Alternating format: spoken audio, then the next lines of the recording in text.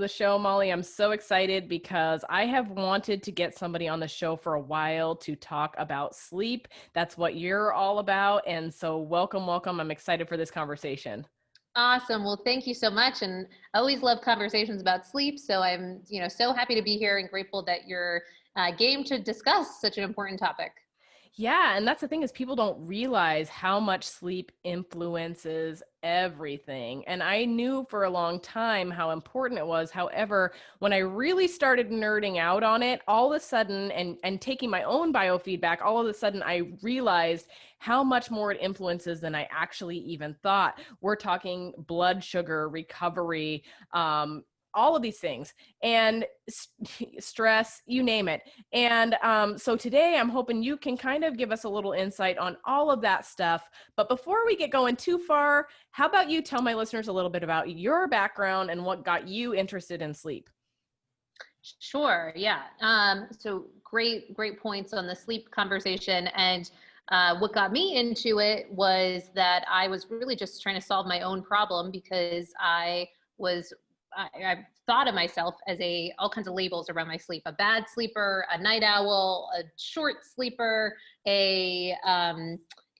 a while that I thought I had sleep anxiety. I mean, it was all kinds of things around that my sleep, stunk. But that was later on for most of my life, all it looked like was I was going to bed late, much later than, some of my friends. It was when I was younger, you'd have those sleepovers and I'd be the person falling asleep much later, sleep in later. And that was sort of just how it was for me. I didn't think too much of it, thought it was just how it was.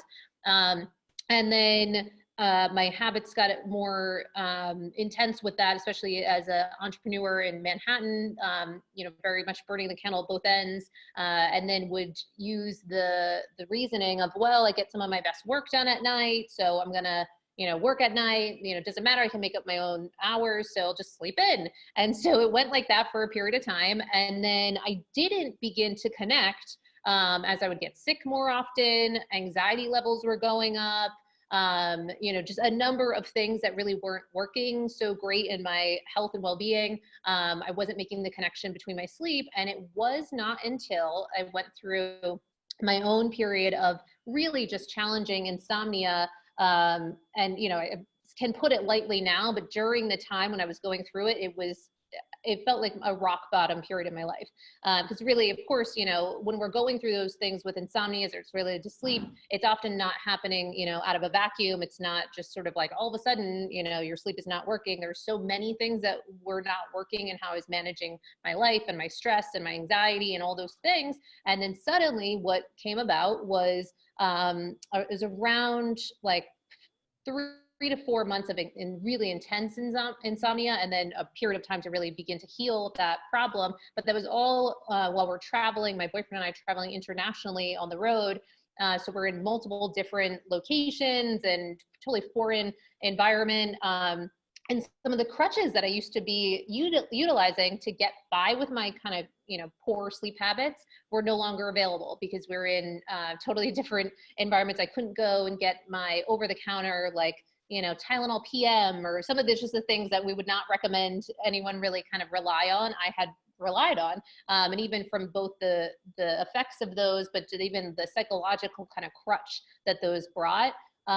So once those were gone, then went through that period of insomnia.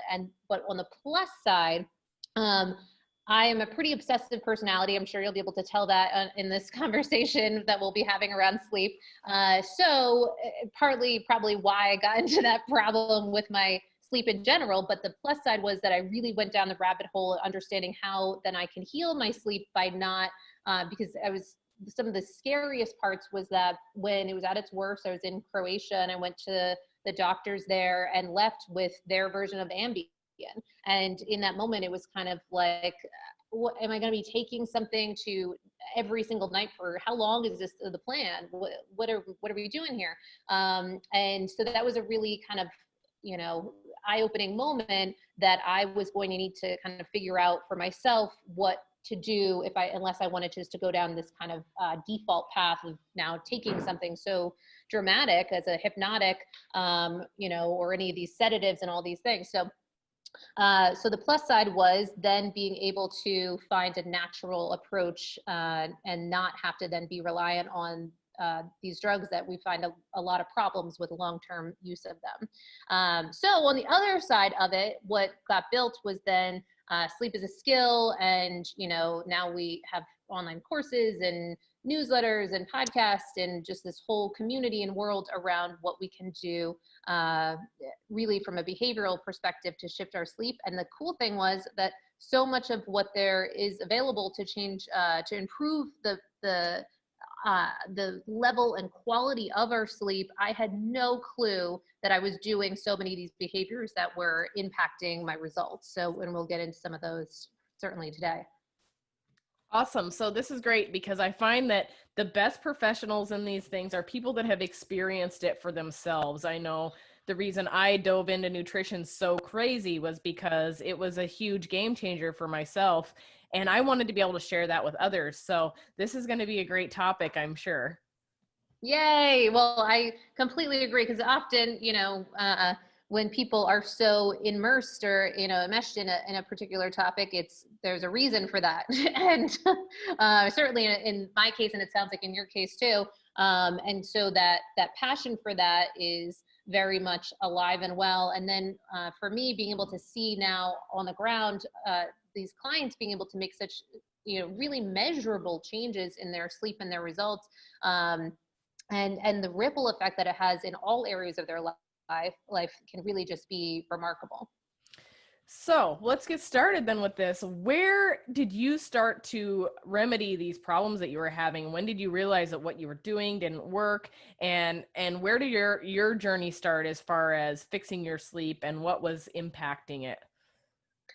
Yeah. So there's almost on my website, on the about page, I have kind of a tongue-in-cheek, like, long laundry list of so many other things that I had tried that didn't work. So it was like, and also, and this is part of what I see for people too when they're getting into this poor cycle with their sleep, then we often are looking, or certainly that was my problem, I was looking for the quick fix, or the thing that was going to, and often all these things being external from myself, what would make a difference. So on the list would be like hypnosis, breath work, yoga, intense workouts, light workouts, just like it goes on, supplements, all the things, right?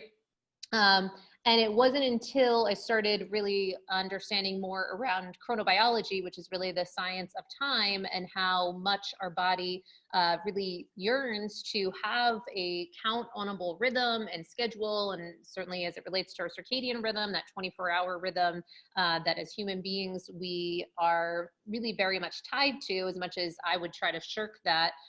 Certainly living in Manhattan, and you could have 24-hour lifestyle, I thought that I didn't need to be connected to that, and not realizing that there's so much power and just kind of count-onableness that can happen if we bring back a schedule that, if we looked back at our hunter-gatherer kind of ancestors, had just been so innately connected to, as being more connected to the rhythms of nature, being more outdoor oriented, the rising and setting of the sun, which for me during the period when I wasn't sleeping sounded so like, ugh, who cares? Sun, please. Like, give me the supplements, the things, the drugs, the whatever that are going to help me sleep, because I was so desperate for sleep. But it turns out that there really is kind of a bit more of a long-term game that we can create. But once we create that count-onable kind of system, then it can really help improve that. So to zoom out, the framework that I have clients operate within is called Circadian Rhythm Entrainment. And that was really what I had to entrain myself on. And that entrainment is just relates to the fact that, I didn't know this, that our circadian rhythm really exists on a spectrum. So you can either fall on a weak side of your circadian rhythm, or a strong circadian rhythm.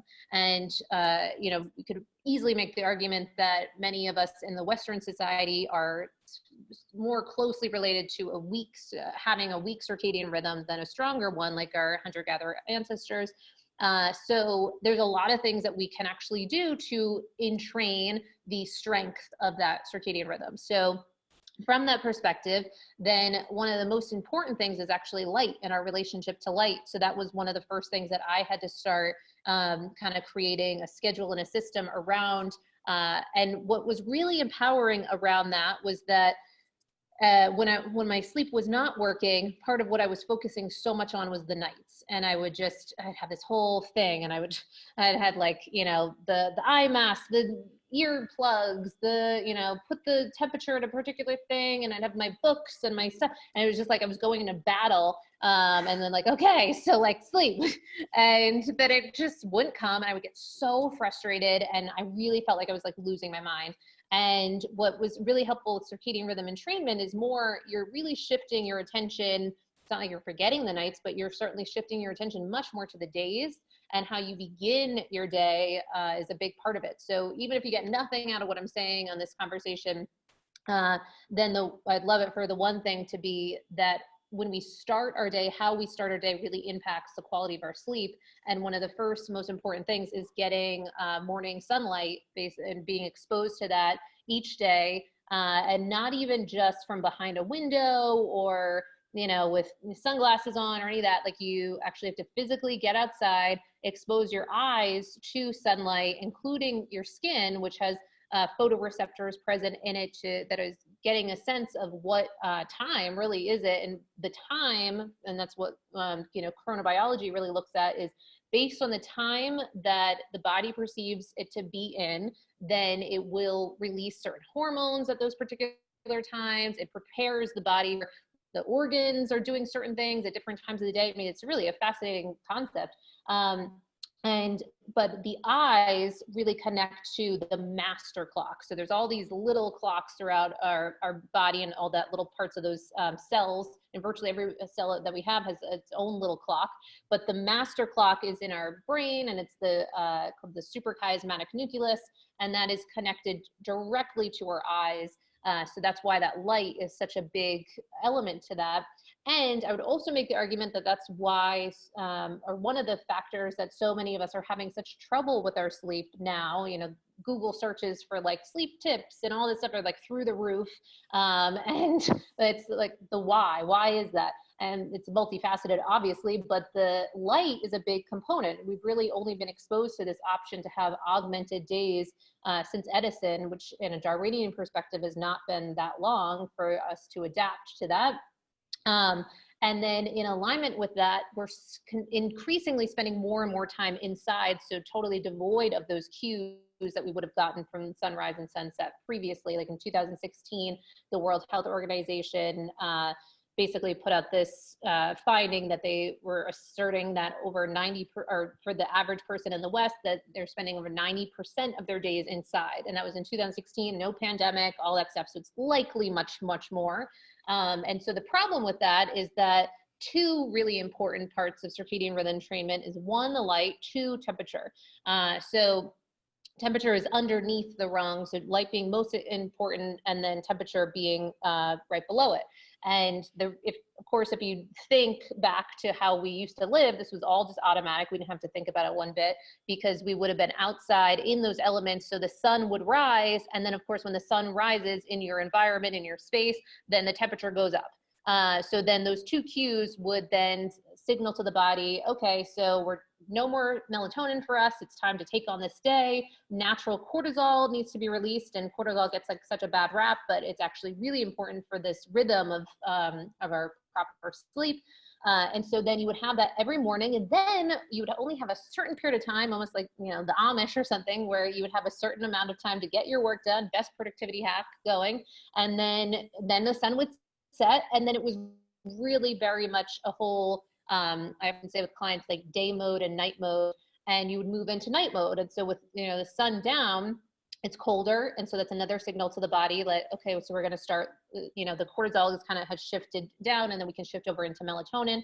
And because melatonin is really known as a hormone of darkness, which a lot of people aren't connected to, that if you are looking to up your melatonin production, you need to get friendly with darkness.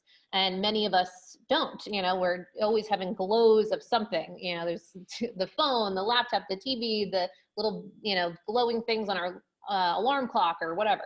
So getting really connected to that darkness, because then that can help ensure that we're producing enough of that melatonin that will make it much easier to fall asleep.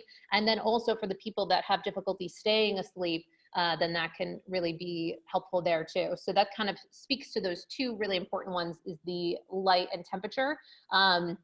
But then also within circadian rhythm entrainment, there's a bunch of things that can impact, particularly that temperature cue.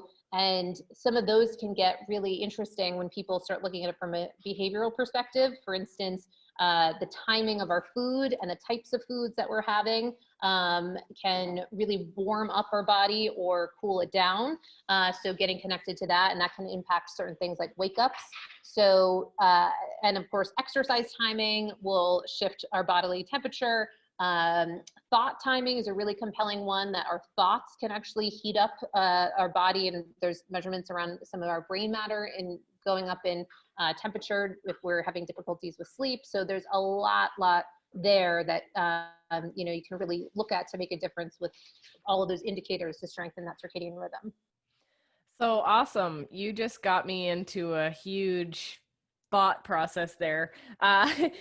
Especially with myself, I noticed. So I recently started doing some endurance cycling, and I've been waking up at 4 o'clock in the morning for I don't know how long. And I find in the summer, my sleep is much better. I wake up at 4 a.m. and I get on the bike immediately in the morning. And I find that the sun is either up or coming up when I am riding. Now it's fall and I don't have that. I'm not outside first thing in the morning, and my sleep had declined severely.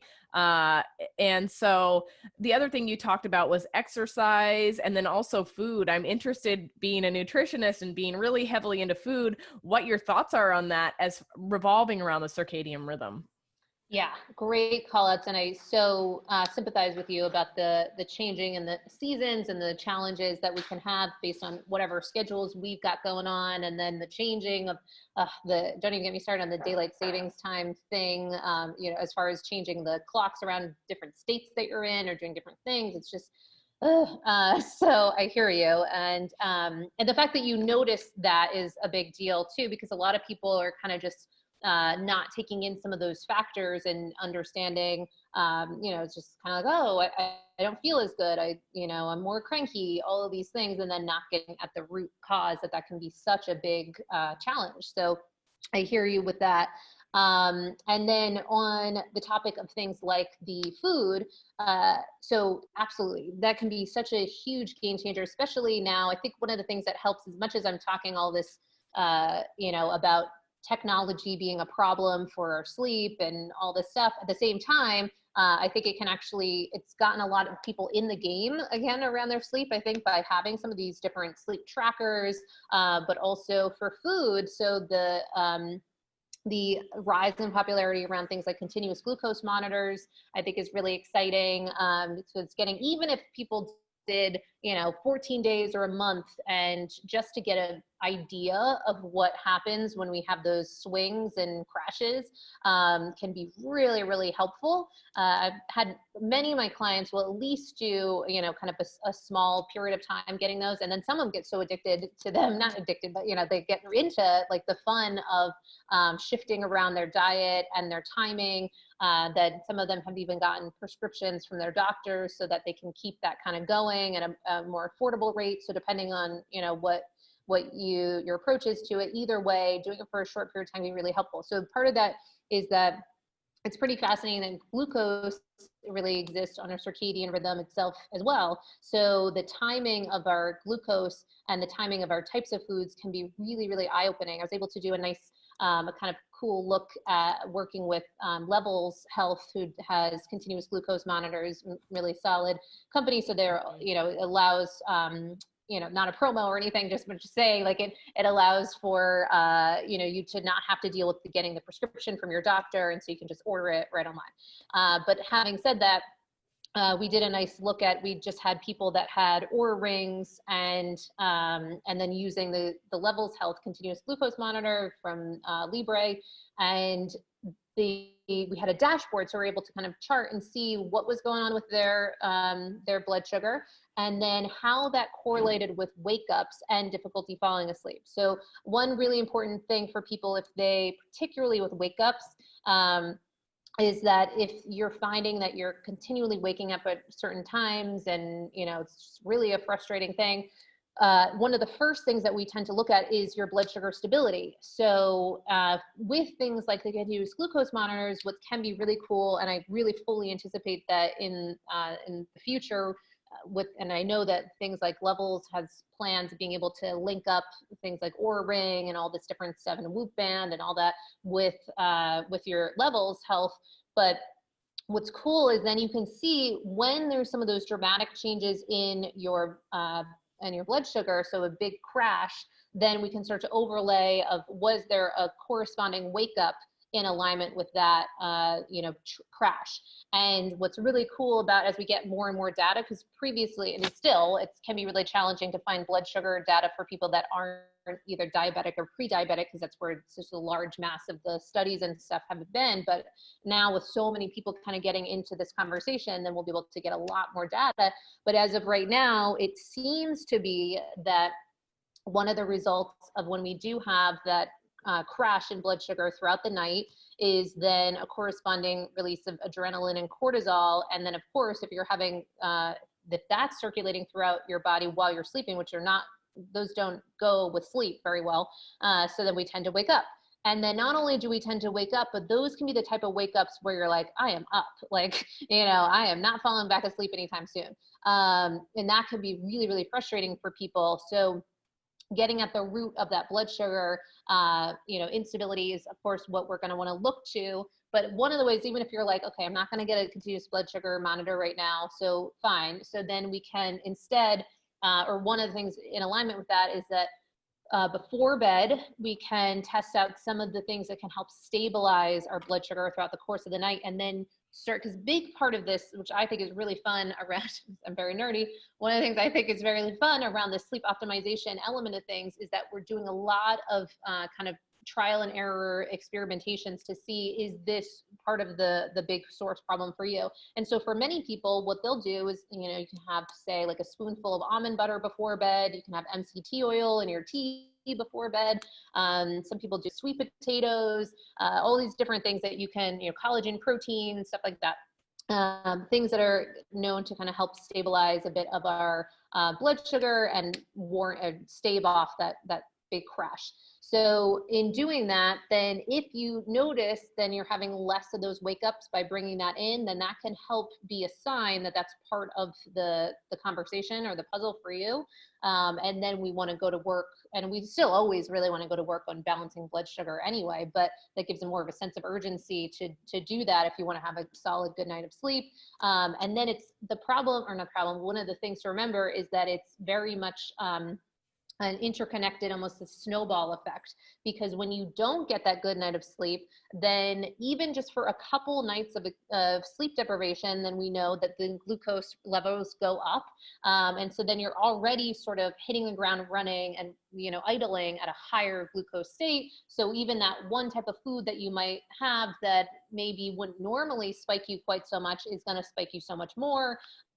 So it really behooves us to figure out this sleep conversation, because then it just makes things easier. Then the next thing I'll say too is then, even again, if you don't get a monitor, one of the things that we'll have people really aim to bring about in their lives is something called Circadian Rhythm intermittent fasting. And that is really where we're eating between sunrise and sunset. And I know that can be, of course, challenging in the winter periods, because people are like, oh, what am I supposed to stop eating at like 4:30? And so we're trying to look and see, you can gamify this. There's an app called Zero, where you can actually kind of geotags where you are, and then you'll see how late are you eating outside of sunrise and sunset, and you start to notice patterns. There might be, oh, interesting, I always on Thursdays and Fridays eat like so much later or whatever. So you could start to kind of adjust your behaviors, but looking to have it as coupled as closely as possible to sunrise and sunset. And see how that can help affect you, because with that rise and fall of glucose, you can often see that you have whatever, a piece of cake at 8 a.m., which is a really funny time to have a cake, but that the ability for many people to handle that piece of cake at 8 a.m. versus 8 p.m. tends to be pretty clear for people. So what you want to then try to play with is how can we move back the timing a bit of our food timing.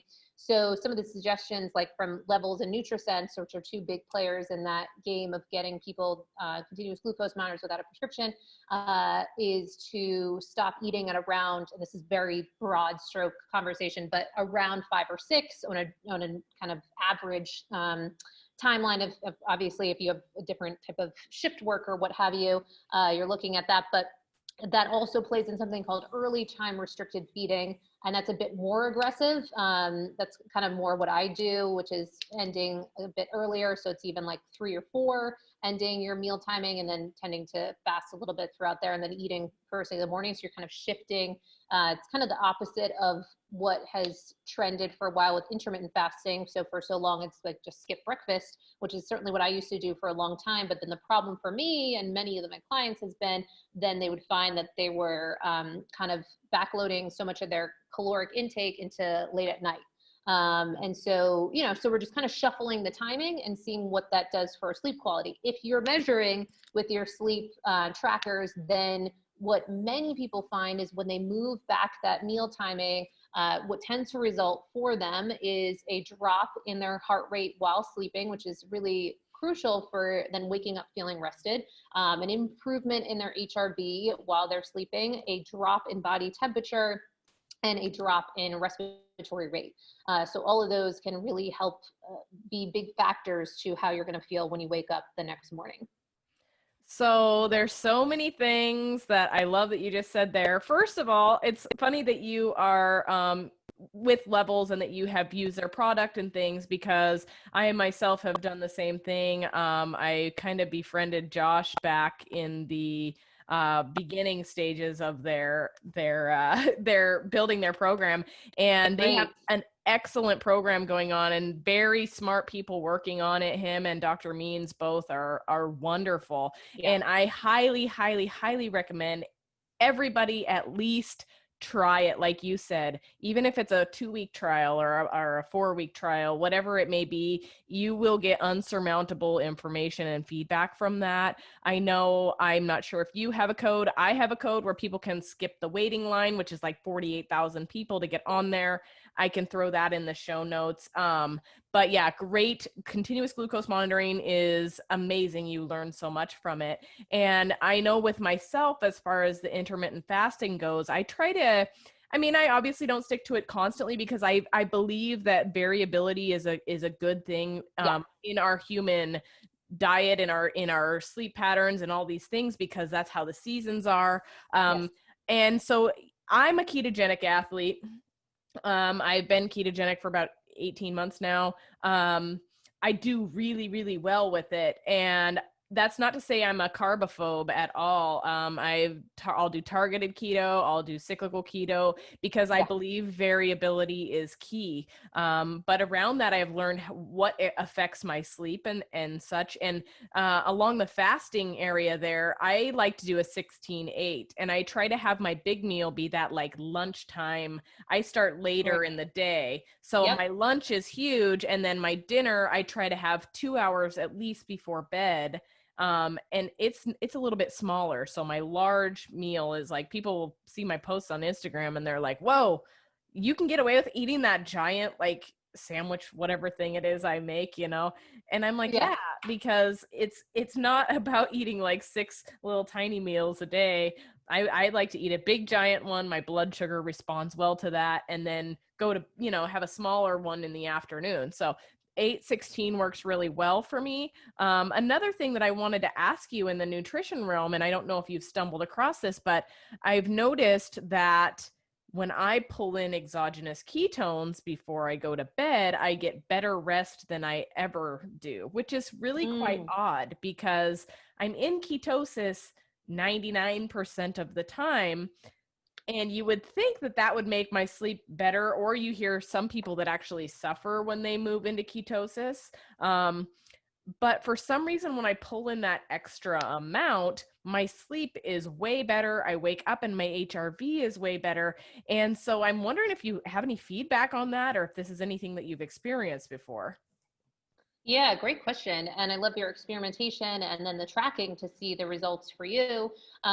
Yes, and I would say I have seen that with some clients that have been able to utilize that and to make a difference with theirs, because that has been one concern. And it's this weird interaction where people will love the experience of being in ketosis, the energy that they have throughout the day, just feel amazing. And then the challenge of, okay, but my sleep is, it's a challenge.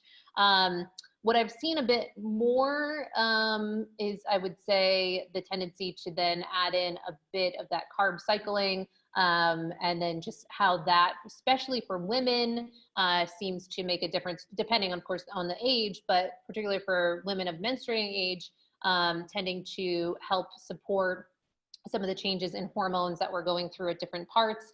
I've also seen on the women conversation, particularly adding that in the second half of our cycle. So looking at the luteal phase and how that can be a particularly challenging time. So whenever we're speaking about this as it relates to women, it can be really helpful to see what part of your cycle you're in, because then that can be impacting some of the results. And that's actually, unfortunately, why we aren't as represented in a lot of studies, because we have just so many more factors, which is actually pretty fascinating, because, you know, I spoke to the circadian rhythm and how we are diurnal creatures, meaning that we're meant to be awake during the day and at sleep at night. And that's really the main rhythm that as human beings we're operating on. And so for men, they're just sort of being concerned about that rhythm. But for women, we also have our infradian rhythm, meaning that we have around a 28-day cycle that we're having to be mindful of for our sleep results. And so the more and more we can get people to kind of, Eliza Vitti has been a great speaker on cycle syncing and noticing where we're falling in our cycle, so that we can kind of pre-plan. So say if, you know, the ketones are working for you, we might want to plan on utilizing things like that, particularly in the second half of our cycle, because that's when we often can encounter one, lower HRV in general. So there are definitely studies around looking at HRV levels for women at different parts of their cycle, just a trend towards having it higher in the first half of the cycle and lower in the second half of the cycle. And so kind of bringing out all your tools in that part of the month. And for some, it might be bringing in cycling a bit more of those carbs too. So finding your sweet spot with that. But yes, the ketosis element of things definitely can take some testing and trial and error for each person to find what works. Because we want to find that sweet spot of being able to have all the wonderful effects of ketosis and the energy, but then really ensuring that's not running us down with our sleep. Absolutely. And I think that's a place where people kind of get stuck. They think they have to be in ketosis all the time. I don't think it's a permanent thing. And I think cycling it is, I mean, obviously it takes some time to become efficient in ketosis. So you need to spend a little more time than you would once you're efficient in that area. You're able to come in and out of it so much easier because your body understands how to make that shift in gears. And it's been really beneficial to my own health journey as far as that goes. But I think that people get stuck on thinking they need to remain in ketosis all the time, which is Yeah. actually pretty easy for me. I mean, we're all different, but I know me, I can slam a ginormous carb load and still stay in ketosis. It doesn't even knock me out. And I think it's because my body is efficiently utilizing both fuel sources. So it doesn't need to go one way or the other. Absolutely. Yeah, that makes a lot of sense. And just that awareness that you're having of your body and the testing and knowing, kind of what works for you and what doesn't. That's one of the reasons, not to belabor the continuous glucose monitor, but I think it can be helpful because there is that bio-individuality perspective that for some people, certain foods are going to really flare them up. And for other people, those aren't as big of a problem as other things might be. So getting a sense of where you're at is really important in this conversation, general health and well-being, but then of course, as it relates to our sleep. Absolutely. So let's shift gears here a little bit and talk about some of the things that are affecting our sleep. I know things that are being brought to the surface more and more frequently is our screen time. I know many of us think that we need to be like looking at our phone and reading through things in order to relax and get ready for bed. This is our time, right? When in fact, there's a lot of things now supporting that that is a no-no.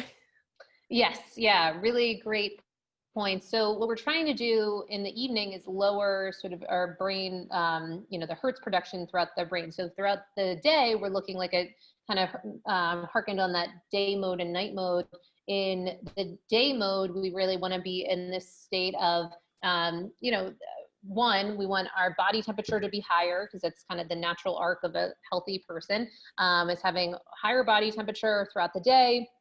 We want more activity. We're solving problems. We're having those challenging conversations. We're moving things forward that might stress us out and kind of keep us ruminating in the middle of the night. We're doing all that and handling that during the day so that when we get to the nighttime and the sun goes down and it goes into kind of that night mode, that we're really shifting into more of kind of fasting states, lowering our body temperature, lowering our heart rate. And a lot of these really, if we get a count onable system, really 7 days a week, which is, I think, part of the problem that certainly before the pandemic, even more of a problem because, we'd have something called just social jet lag for many of us where we're pretty good during the course of the week. And then the weekends or what have you, then we go all off course. And then we're dealing with almost our self-created jet lag. But so if we really take on this area of sleep, we get committed, we're starting to maintain 7 days a week where we're consistent bedtime and consistent wake time across the board, then a lot of this starts to get handled in that from a physiological perspective. You don't have to like fight it as much. You just to kind of naturally happen. So if you're monitoring any of your metrics, you start to see, oh, interesting, like the sun's going down and now my heart rate's starting to kind of come down a little bit and I'm just kind of chilling out. But in alignment with that, certainly then you have to be responsible for what we call thought timing as it relates to the circadian rhythm element of things. Do you just have some habits that haven't really been explored or blind spots where you tend to do certain things in the evening that aren't really conducive to that continued night mode, that lowering of kind of the Hertz production in our brain or the output there. So some of those things are for sure, like, people, especially right now, you can go on your phone 2 seconds and be looking at whatever, COVID numbers and the politics and all the things. And a lot of these things can flare things up. You can see your heart rate kind of go up if you're measuring. You can notice your HRV then tanking, or you can kind of go into compare despair if you're going onto Instagram or Facebook or whatever. And so one of this starts to be some self-awareness of, are the things that I'm looking at serving me during this point in the day? And then starting to kind of create some boundaries for yourself of like what fits into that thought timing. Is it's going to kind of activate me, or is this going to be like a calming thing? And I will have certain clients that are really good or get really good at this and are able to really, all that they're interacting with in the evening is kind of content that's fun. It's like, comedy, it's light, it's easy breezy, and will ensure that the light isn't being counterproductive. So we'll, make sure they're having red lights on their phone. So if you have an iPhone, you can literally just like Google, there's a trick in there to change the color filters to red. So you can kind of triple click on the phone and then suddenly it goes all red. Or if you have an Android, Twilight is one that you can use so that your phone is all red at night. Don't just rely on like the night mode settings or what have you that they will kind of have on there. It's a nice step in the right direction, but still has certainly a lot of blue light. Also wearing blue blockers at night, but not the clear ones, the ones that have either orange or red tint. I know they look pretty dorky, but just making that to be a habit in your evenings. And so then, so that the light component isn't being an excitatory, kind of dopamine hit to your psychology and physiology. So being mindful of all those. And then for some people, if they have that commitment and they're ready to bring the discipline, we'll do things like a digital sunset. So the sun setting, and then they kind of put away the phones, the laptops, all that, and really kind of downshift. And if that's something that you can commit to, great. And for the people that I've found that aren't ready to commit to that, then certainly being mindful of the types of content that we're ingesting and that mitigating the blue light effects. Absolutely. And, I know with the new iPhone, iOS 14, I think it was, they actually have parameters set so your screen time can be set automatically. And so, like, I know my own personal phone shuts off at 6 o'clock every night. I can't do anything except for like look at the clock. And then I do, unfortunately, with my clients, I have it so that they can message me, only them. So within the app that I have for them, then they can get in touch with me, but it's not my standard text messages. So I'm not getting any of those from anybody. So Yes. I have a paranoia revolving around somebody needing to get in touch with me and they can't. And so that's one place where I need to improve and set my work down a little bit. Don't we all? Yeah, I hear you. It's a But forever quest. you did bring up hertz and where our body runs at that. And that's, our bodies all run at this electromagnetic frequency, believe it or not. And a lot of the things that we are being exposed to, especially Wi-Fi, 5G, cell phones, all these things actually run at a much higher frequency than what our body is used to. And so that's become another thing in conversation of sleep, is shutting off Wi-Fi at night, shutting off your phone, turning it to airplane mode, things that help you get a better restful sleep. I know for you, you're in a large city area. It's probably a lot harder to remove those stressors from your system. What do you have as far as feedback about that? Yeah, so very interesting point. So geography can be a big factor in your sleep, and your sleep results for sure. And that ability to kind of mitigate, definitely a controversial topic, but the EMF output. So some people are like, it does nothing. And then other people are like, one, why risk it? Two, it does, there's an argument that it does a lot. So wherever you fall in the camp, absolutely, that one, you can, there's a measurable difference based on where you are. And so for my boyfriend and I, we've been kind of digital nomads for the last like 3.5, going on 4 years now. Of course, COVID has sort of shifted some things. So we had been particularly traveling to parts on the equator, which get a lot more sunlight, and getting to see the difference that can make for our sleep. And then, being on the water and the ocean and all that fun stuff,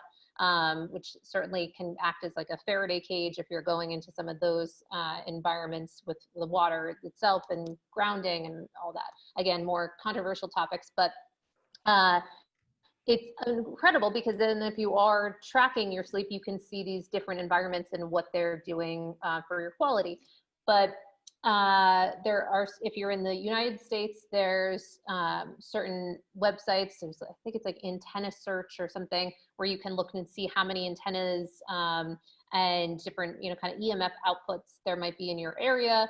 And no matter where you fall, there might still be like the knowingness that, okay, it is measurable, that we don't want to, for say, fertility reasons, it is a kind of known thing. You don't want to put laptop right over, your reproductive organs. You don't want to stand right in front of a microwave. So it could make a lot of sense to mitigate the amount of EMFs that are in your sleep environment, because it's meant to be a time of rest and relaxation and restorative properties. So why kind of add any sort of added elements? So that is part of one of the things. We have a free, like, downloadable PDF on our website that you can get, that walks you through some of the things that you can do for an optimized bedroom. And with that, one of the elements is, kind of doing an audit around your environment of any, Wi-Fi boxes, of course, turning those off in the evening or removing them from the space if possible. Any sort of plugs that you might have in the environment unnecessarily, then just sort of unplugging them. You can also do that in hotels, if you kind of just go around and sort of unplug some of those items. then you can hire people like building biologists that will come through, and then they'll give you like a whole rundown of your particular space. So some people might find that they have smart meters or what have you on the other side of their bed, and then the kind of the difference that might be making on their sleep. So all of those things are to be mindful of, but as much as also from a psychological perspective, how can we really remove a lot of the unnecessary activating items, whether both, from a habits perspective or from a measurable perspective. So, just ensuring you're not really bringing your phone into bed and establishing an outside place for that. And, some of these things that we know, but then just if we look at it from another framework around any added electromagnetic frequency conversation, then that can also be like another reason for people to remove that. Sometimes you can also bring in, there's like, $100 EMF meters that you can test just to get a sense of your space. And sometimes that can help underscore it for people when they start to see that it is a measurable thing. So those are some things that you can do. Awesome. I love that. And I've found that with my own sleep that it's starting to improve the more and more I shut that off. So it's been a good little step for me. I think anytime we can kind of remove some of these external stressors, it may not be a big thing. We don't have to shut it off all day, but just removing it, I mean, we're sleeping, we don't need it anyway. Right. Can be just a little extra help towards, getting back to how things used to be, where we used to like sleep on the ground, where you actually when you're sleeping on the ground, you're actually getting magnetic energy fields from that, like at a certain rate. There's so many things. And so I feel like the more we can remove, the more we can help ourselves just kind of get back to how things used to be. Yes, I completely agree, 100%. So even though a lot of this is like, you're getting meters and you're getting tech and you're da da da da, really in the simplest of form, we're looking to mimic and have a blueprint of how we used to do things for so many years. It just takes a little bit of forethought on the front end in 2020 and beyond. But once you get it kind of handled, it becomes really second nature, and it's just more back to basics in a lot of ways. Absolutely. I love that. So in this journey towards seeking out optimal sleep, what are some other tools people can put in their toolkit? Yeah. So I usually have people start with a sleep tracker if they don't already have one. So, the Oura Ring right now in 2020 is one of the first ones that we'll recommend. And some people use, say, like the Whoop Band, BioStrap, Dream headbands, all kinds of things that you can bring in. But either way, just tracking so we have some numbers. What gets measured gets managed. And then you can also bring in just a basic solid pair of blue blockers that's going to, have the red or orange tint to them and make that a part of your evening ritual. Really investing in your light environment. That PDF can help with some of the things that, tips and tricks around, ensuring, because really you're looking to have it be as dark as possible. So the basic thing is like candles, really. But if you're not willing to do that, then the red lights and incandescent lights and that sort of thing. And then after that can be also temperature. So I get a lot of clients even doing something like a chili pad, or things that can help cool the sleep environment. Because we really, again, with that harkening back, we weren't meant to really sleep on like foam and insulated and, really trapping heat all around us. It would have been much colder sleeping on the ground. So mimicking that, and you often can see measurable changes in your sleep with something like that. And then there's a bunch of other things that you can do. You can bring in the continuous glucose monitors. You can bring in Leaf is one of my favorites it's almost a continuous glucose monitor, but for your HRV. So it looks like this, and then you put it on your right over your heart. So I'll be doing that right after this. Wow. And so it will buzz you if your HRV starts dipping, throughout the day. So you shift to your breathing immediately when that's happening. So you start to notice what's stressing you out. Oh my God, my calendar, my email is like a really danger zone for me. So things of that nature. Oh no, mine would be buzzing all the time too. Oh Oh, no. totally. Oh my goodness. It's really eye-opening. And the certain calls that I'll have to be making or what have you, then buzz, buzz, buzz. But it really starts to train you that you can restore balance to your body and bring you back to a parasympathetic state really pretty easily. It's just that we're notoriously bad at knowing when we're going into that state. So this can kind of help train you. But so there's a lot that can be done. But just some of those basic ones, getting outside, getting that sunlight, getting your environment really nice and dark and cool in the evenings, but particularly as you're leading up to the evening, not just when you go to bed, like hours and hours before. So those are some of the things. Awesome. Well, if my listeners want to find you, how do they go about doing that? I know you have a lot of resources and information that could be beneficial to them. Where do they find you? What's the best place to get that information? Yeah, so sleepisaskill.com acts as a great kind of bucket for all the things. So we've got a weekly newsletter. So every Monday that comes out on all the things, it's called Mollie's Monday Obsession. So all the things I'm obsessing about around sleep. And then we have the podcast. So we have a weekly episode each week on top sleep experts and all kinds of information there. We also have that downloadable PDF, so you can get that for free. And then if you want to, find out more and go deeper, and we have online courses, we have small groups, and we have one-on-ones, and you can do a sleep assessment on there too to get real life feedback on your particular sleep.